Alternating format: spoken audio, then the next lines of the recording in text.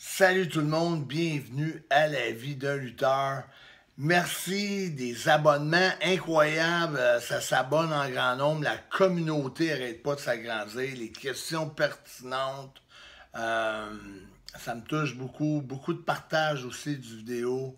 Euh, J'essaie de vous donner le plus d'informations possible, puis euh, d'anecdotes possibles. Comme le chandail que je porte présentement, c'est le chandail d'un ancien lanceur des expos qui était 6 pieds 6, Lee Smith, super lanceur de relève, de courte relève. Et m'avait apporté son chandail au Centre Bell lors d'un show de la WWE. À l'époque de Stone Cold Steve Austin, dans son pic, dans le temps qu'il était le plus connu, dans son prime time.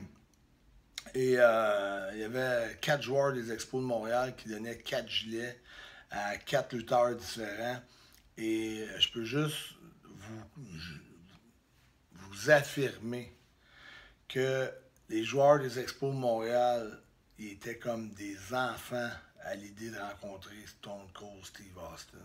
Chanceux d'avoir un des derniers chandails qui a été porté sur le terrain du stade olympique par l'ancienne équipe des Expos de Montréal.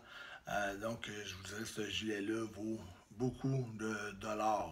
Ce qui me parle de l'évolution des scénarios au fil des ans. C'est sûr que si on remonte à l'époque de Hulkamania, de Hulk Hogan, qui était presque le Hulk en vert, hein, qu'on voyait à la télévision, c'est un peu un dérivé de ça, son personnage. C'est-à-dire que aussitôt qu'il recevait de la douleur à la fin d'un de ses combats, se transformait, ne sentait plus rien. Et la foule embarquait à 100% derrière lui. Tout le monde rêvait un peu de pas pouvoir rien sentir comme ça quand on avait un barrage de coups et de pouvoir avoir une telle réaction et d'être un champion du monde et de cumuler les victoires. On avait un homme macho qui était le Macho Man avec son Elisabeth qui le traitait au bout du doigt.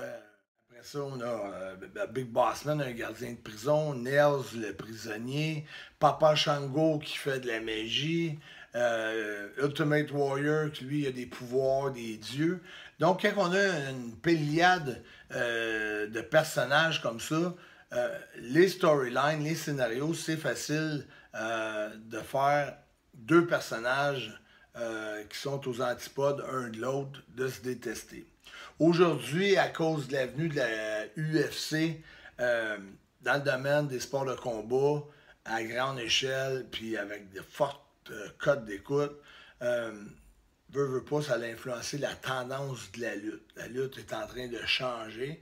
On voit de plus en plus de prises de soumission et les storylines ont pris l'allure des scénarios de ceux de la UFC, c'est-à-dire qu'on a plus affaire à deux combattants qu'à deux personnages.